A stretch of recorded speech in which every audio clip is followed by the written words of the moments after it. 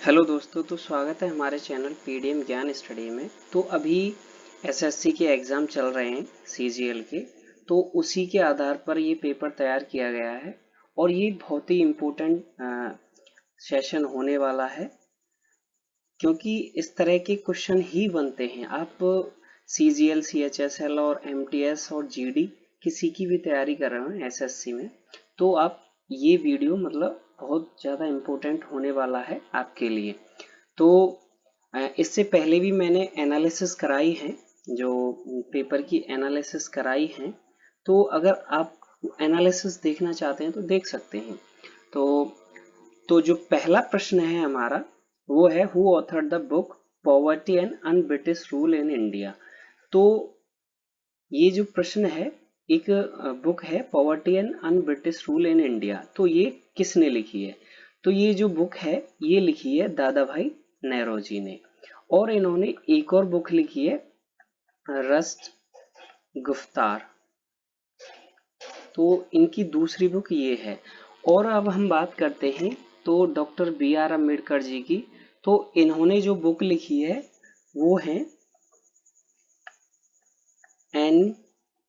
Annihilation of cast. और ये मतलब एक है, और इन्होंने लिखा है the Buddha and his Dhamma. The Buddha and his Dhamma. तो और जो महात्मा गांधी जी के द्वारा बुक लिखी गई हैं वो है हरिजन है, हरिजन है, यंग इंडिया है,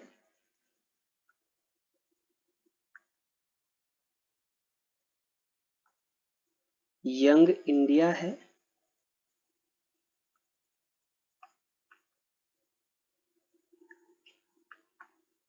और माई एक्सपेरिमेंट विद ट्रूथ है, माई एक्सपेरिमेंट विद ट्रुथ। और जो दयानंद सरस्वती जी के द्वारा बुक लिखी गई है वो है सत्यार्थ प्रकाश।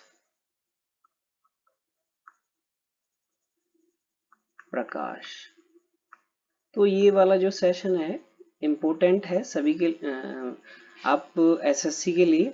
और जो जवाहरलाल नेहरू जी के द्वारा बुक लिखी गई है वो है the discovery of India, the discovery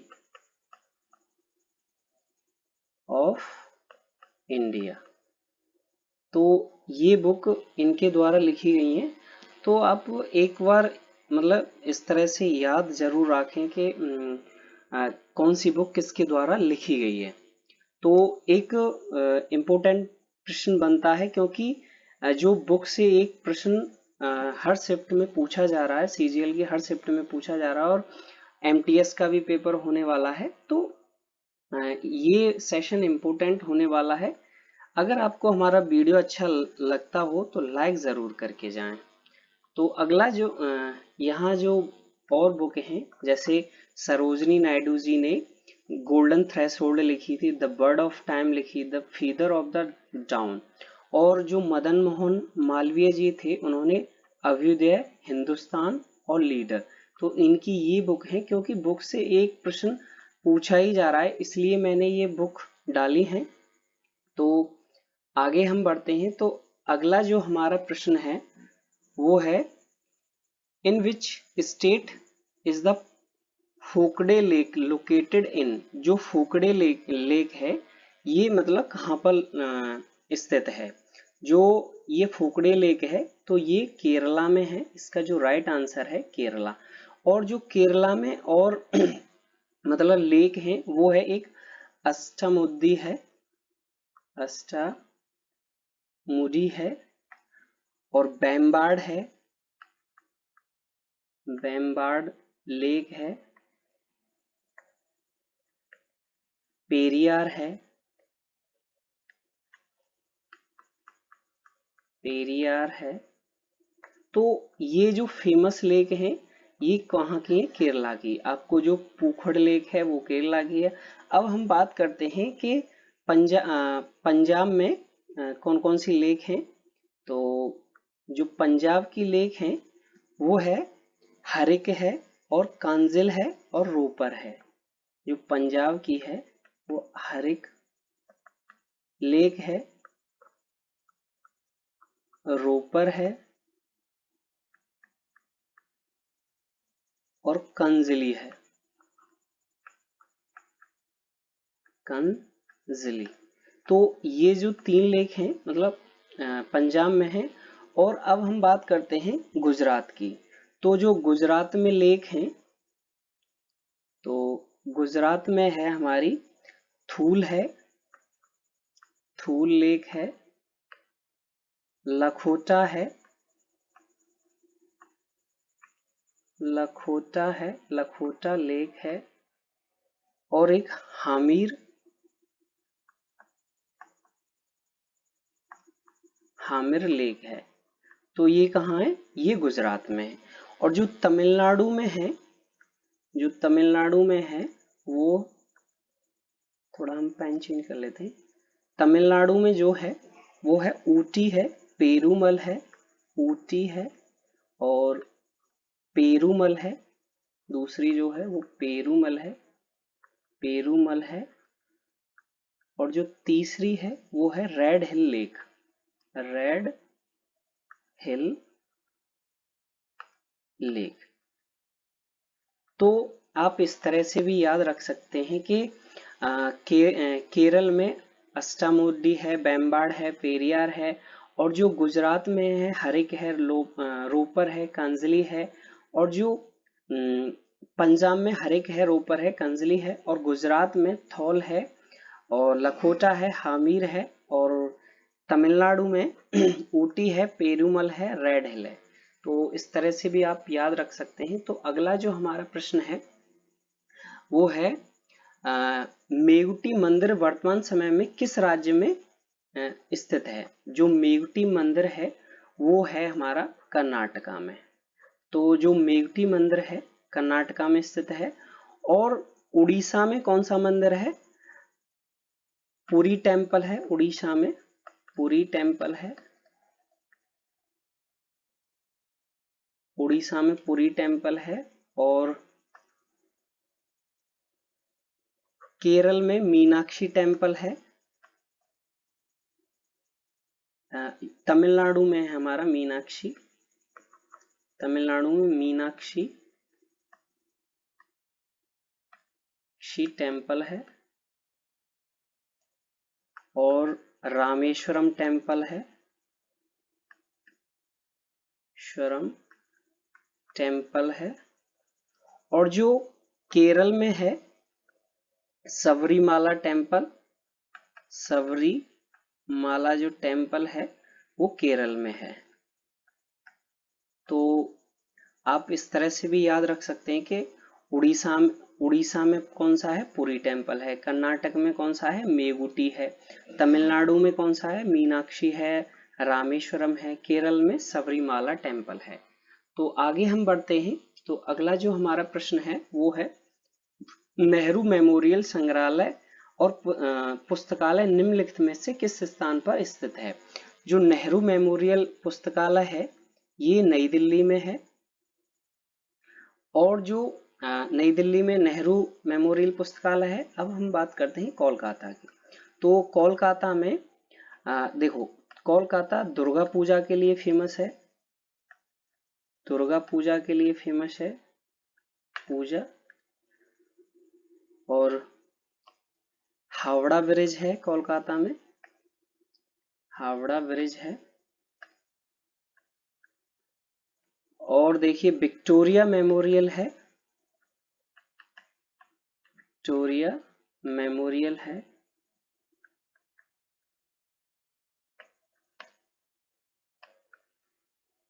तो हावड़ा ब्रिज है, विक्टोरिया मेमोरियल है, दुर्गा पूजा के लिए फेमस है। और ओल्डेस्ट पोर्ट जो है, इंडिया का ओल्डेस्ट पोर्ट जो है कहाँ है? कोलकाता में। तो इस तरह से भी आप याद रख सकते हैं। और जो अब है हमारा अगला तो अगला है प्रयागराज। तो प्रयागराज किसके लिए मतलब फेमस है? जो प्रयागराज है इसमें जो कुंभ का मेला लगता है, कुंभ का जो मेला लगता है, मतलब हर 12 साल के अंतराल में कुंभ का मेला लगता है और ये प्रयागराज में लगता है। तो प्रयागराज में कौन सी मतलब नदी है? यमुना, मतलब जो यमुना, गंगा और जो सरस्वती के संगम पे, मिथोलॉजिकल है, सरस्वती के संगम पर ये वाला जो प्रयागराज में उज्जैन का मतलब कुंभ का मेला लगता है। और जो कुंभ का मेला है ये मतलब 4 जगह लगता है। तो पहला हमारा प्रयागराज हो गया, दूसरा उज्जैन है, उज्जैन में भी लगता है ये, और तीसरा नासिक है, नासिक है, और जो चौथा है वो है हरिद्वार। तो ये 4 जगह पे लगता है, हरिद्वार। तो ये जो कुंभ मेला है ये उज्जैन में शिप्रा है और ये शिप्रा नदी पर है, शिप्रा है, शिप्रा नदी पर। और जो नासिक में है गोदावरी पर है, गोदावरी, और हरिद्वार में जो है गंगा नदी पर है। तो आप इस तरह से भी यहाँ से प्रश्न पूछा जा सकता है कि जो नासिक में कुंभ का मेला लगता है वो किस नदी पर लगता है? तो आप बताएंगे कि गोदावरी नदी पर ये कुंभ का मेला लगता है, हर 12 साल के अंतराल में लगता है। और देखिए अब है हमारा एक ऑप्शन और बचा कि मुंबई। तो मुंबई में जो गेटवे ऑफ इंडिया है, गेटवे ऑफ इंडिया कहाँ है? मुंबई में। और दूसरा है सिटी ऑफ ड्रीम्स भी बोलते हैं हम मुंबई को, सिटी ऑफ ड्रीम्स। तो ये भी 2 पॉइंट हैं, सिटी ऑफ ड्रीम्स भी है, ये गेटवे ऑफ इंडिया भी है। और कोलकाता में दुर्गा पूजा है, हावड़ा ब्रिज है, विक्टोरिया मेमोरियल है, ओल्ड पोर्ट ऑफ कोलकाता का है ये। और जो प्रयागराज है, प्रयागराज में कुंभ का मेला लगता है और यमुना, गंगा और सरस्वती नदी पर है ये। उज्जैन में शिप्रा पर लगता है और नासिक में गोदावरी नदी पर है, हरिद्वार में गंगा नदी पर जो कुंभ का मेला है। तो आगे जो हमारा प्रश्न है वो है the Indian national Congress, Indian national science academy is situated in. तो जो इंडियन नेशनल साइंस एकेडमी है तो ये कहाँ पर है? नई दिल्ली में है। तो नई दिल्ली में ये साइंस एकेडमी नई दिल्ली में है। हैदराबाद में श्री सतीश धवन श्री हरिकोटा है, श्री हरिकोटा है।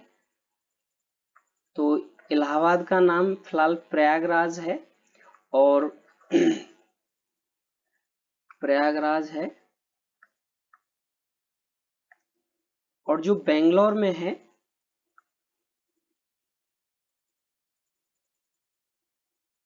जो डीआरडीओ है वो भी दिल्ली में है, डीआरडीओ। और जो आईआईएससी है ये कहाँ पर है? बेंगलोर में।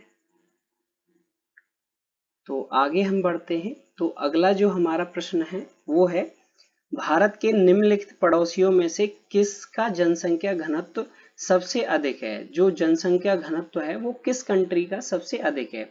तो बांग्लादेश का जनसंख्या सबसे अधिक है, तो जनसंख्या घनत्व जो है सबसे अधिक है। अब यहाँ से एक जैसे यहाँ बांग्लादेश दिया है, श्रीलंका दिया है, चाइना, पाकिस्तान। तो आपसे ये भी पूछा जा सकता है कि जो मतलब लैंड बाउंड्रीज है बांग्लादेश से, कितने किलोमीटर की लैंड बाउंड्रीज लगती है? जो बांग्लादेश से 4,96.7 किलोमीटर की लैंड बाउंड्री ओनली बांग्लादेश से लगती है और ये मतलब लार्जेस्ट है। और चाइना से जो है 3488 किलोमीटर की बाउंड्री लगती है, ये चाइना से लगती है। और जो पाकिस्तान से लगती है, पाकिस्तान से जो बाउंड्री लगती है वो 3323 किलोमीटर की बाउंड्री पाकिस्तान से लगती है। और जो ये पाकिस्तान से है। अब हमारा बचा है यहाँ पर श्रीलंका। तो जो श्रीलंका है ये यहाँ पर है, तो ये अपना इंडिया है, यहाँ पर श्रीलंका है। और जो यहाँ से जो ये श्रीलंका और इंडिया को अलग करता है वो पाक स्टेट बोलते हैं उसको, पाक स्टेट या पाक जल डमरू, पाक जल डमरू। तो जो इंडिया, ये इंडिया है अपना, ये श्रीलंका है, तो ये अलग करता है तो उसको हम पाक स्टेट बोलते हैं। तो अगला जो प्रश्न है वो है विश्व का सबसे बड़ा यूरेनियम उत्पादक देश कौन सा है। तो सबसे मतलब अधिक यूरेनियम उत्पादक जो देश है वो है कजाकिस्तान। तो अब हम बात करते हैं इंडिया में। तो इंडिया में सबसे अधिक यूरेनियम कहाँ है? आंध्र प्रदेश में, आंध्र प्रदेश में। तो ये इंडिया में है लार्जेस्ट। तो आपसे ये वाला प्रश्न पूछा जा सकता है कि इंडिया में मतलब यूरेनियम का भंडार कौन से स्टेट में है, तो इस तरह से भी प्रश्न पूछा जा सकता है। तो आगे हम बढ़ते हैं। तो अगला जो हमारा प्रश्न है वो है किस मंत्रालय ने स्टार्टअप इंडिया सीड फंड योजना शुरू की थी? स्टार्टअप इंडिया सीड फंड योजना। अगर आपको हमारा वीडियो अच्छा लग रहा हो तो लाइक जरूर करके जाएं। अगर आप हमारे चैनल पर नए हैं तो सब्सक्राइब करें और अपने दोस्तों में शेयर करना ना भूलें, लेकिन लाइक जरूर करें। तो जो startup India seed end fund योजना है ये किसके द्वारा शुरू की गई थी? ये ministry of commerce and industry के द्वारा शुरू की गई थी। तो एक और यहाँ पे प्रश्न बनता है, तो ये कब शुरू की गई? 2021 में। तो startup India seed end fund scheme कब स्टार्ट की गई? 2021 में। और किसके द्वारा? Ministry of commerce and industry के द्वारा ये स्टार्ट की गई थी। तो आगे हम बढ़ते हैं। तो अगला जो हमारा प्रश्न है वो है जो धौलावीरा मतलब किस स्टेट में लोकेटेड है, स्थित है? जो धौलावीरा है वो गुजरात में स्थित है। तो इसका जो राइट आंसर है वो है गुजरात। तो गुजरात में देखो धौलावीरा है, धौलावीरा है और सूरकोटडा है, कोटडा है और लोथल है। तो ये कहाँ पर है? ये जो तीनों साइट हैं इंडस वैली सिविलाइजेशन की, ये 3 साइट हैं मतलब जो गुजरात में स्थित हैं। अब हम बात करते हैं उत्तर प्रदेश की। जो उत्तर प्रदेश में इंडस मतलब IVC की इंडस वैली सिविलाइजेशन की जो साइट है वो आलमगीरपुर है, आलमगीरपुर है। और जो राजस्थान में साइट है वो है कालीबंगन। राजस्थान में जो साइट है वो है कालीबंगन। और जो महाराष्ट्र में है वो है भीमबाद, भीमबाद। तो ये जो साइट हैं तो इम्पोर्टेंट है, यहाँ से भी प्रश्न पूछा जाता है। और एक और साइट है जो मतलब पंजाब में है। तो पंजाब में जो साइट है वो है रोपर, रोपर। और एक साइट और है हरियाणा में है। तो हरियाणा में जो साइट है, हरियाणा, वो है बनावली, बनावली। तो ये साइट जो है मतलब इंडस वैली सिविलाइजेशन की ये इंपोर्टेंट साइट हैं जो इंडिया में है। तो यहाँ से भी प्रश्न पूछा जाता है कि उत्तर प्रदेश में कौन सी इंडस वैली सिविलाइजेशन की साइट है? आलमगीरपुर है, कालीबंगन राजस्थान में, धौलावीरा सूरकोटडा लोथल गुजरात में है, भीमबाद महाराष्ट्र में है, हरियाणा में बनावली है और जो पंजाब में है वो है रोपर। तो ये इंडस वैली सिविलाइजेशन की ये साइट हैं। तो आगे हम बढ़ते हैं। तो अगला जो हमारा प्रश्न है वो है विच ऑफ द ओल्डेस्ट मतलब जो 4 वेदों में से सबसे पुराना वेद है वो कौन सा है? तो सबसे पुराना जो वेद है वो है ऋग्वेद। तो ये ओल्डेस्ट वेद है, ओल्डेस्ट है, और ओल्डेस्ट के साथ साथ ये लार्जेस्ट वेद भी है, लार्जेस्ट वेद भी है। और एक और ये है कि जो गोपथ अर्थवेद से थे, जो गोपथ ब्राह्मण थे वो अर्थवेद से संबंधित थे। और जो ऋग्वेदा है इसमें मतलब 10 मंडल हैं, 10 मंडल हैं, और जो 10 मंडल हैं उसमें 1028 हायमन है, मतलब भजन है। तो ये भी है। और इसमें एक ऋग्वेद से मुंडक उपनिषद लिया गया। ऋग्वेद में मुंडक उपनिषद है जहां से जो नेशनल मोटो है सत्यमेव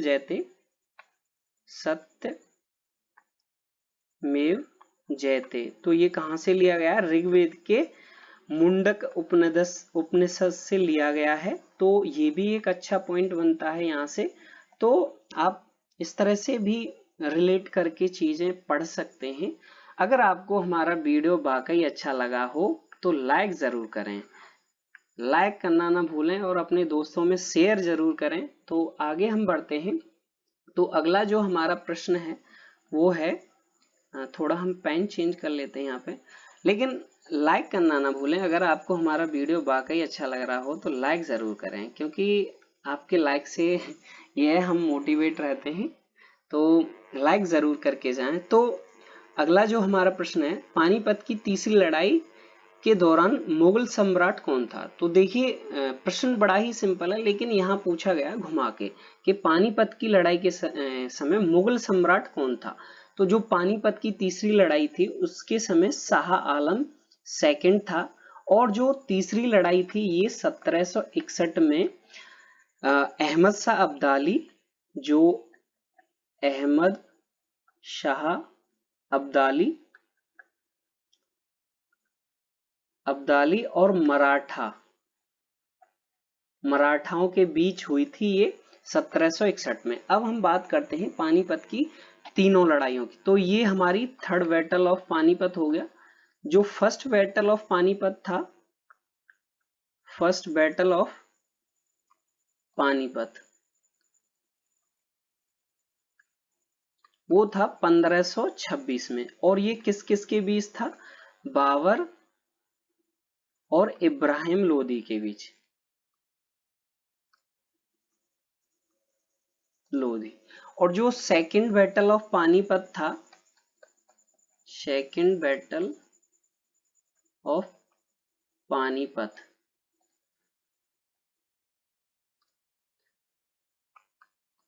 तो ये था 1556 में। और किस किस के बीच था? अकबर के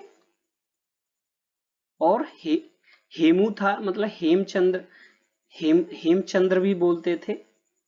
तो ये अकबर और हेमचंद्र के बीच था। अब हम बात करते हैं। तो मतलब कुछ और भी बैटल थे, जैसे बैटल ऑफ तराइन था, बैटल ऑफ, जो फर्स्ट बैटल ऑफ तराइन था, फर्स्ट बैटल ऑफ तराइन था, तो ये 1191 में हुआ था।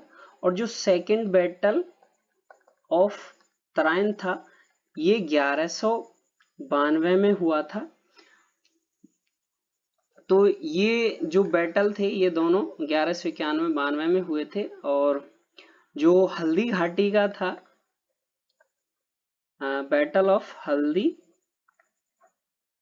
घाटी था, 1576 में हुआ था। और बैटल ऑफ खानवा था, तो ये इंपोर्टेंट है, डायरेक्टली प्रश्न पूछा जाता है यहाँ से। बैटल ऑफ खानवा था, ये 1527 में हुआ था। तो ये आप देख सकते हैं इस तरह के प्रश्न पूछे जाते हैं, डायरेक्टली ही पूछे जाते हैं। तो अगला जो हमारा प्रश्न है वो है, खान बहादुर लेड द रिवोल्ट ऑफ 1857। जो खान बहादुर थे मतलब कहाँ से इन्होंने विद्रोह किया था? तो तो खान बहादुर रायबरेली से थे। तो जो खान बहादुर थे ये रायबरेली से थे, और जो दिल्ली से थे वो थे जनरल वक्त खान, जो दिल्ली से लीड कर रहे थे 1857 का जो विद्रोह हुआ था। और जो दिल्ली में जो नेता थे जनरल वक्त खान थे, और जो कानपुर में थे वो थे नाना साहेब, और जो लखनऊ में थी वो थी बेगम हजरत महल। और जो झांसी में थी, झांसी में सबको पता है रानी लक्ष्मीबाई जी थी, रानी लक्ष्मीबाई। और देखो एक और बचा, बिहार में कुंवर सिंह थे। बिहार जो मतलब ये वो लीडर थे, मतलब लीड कर रहे थे, 1857 का विद्रोह था, तो बिहार में कुंवर सिंह थे।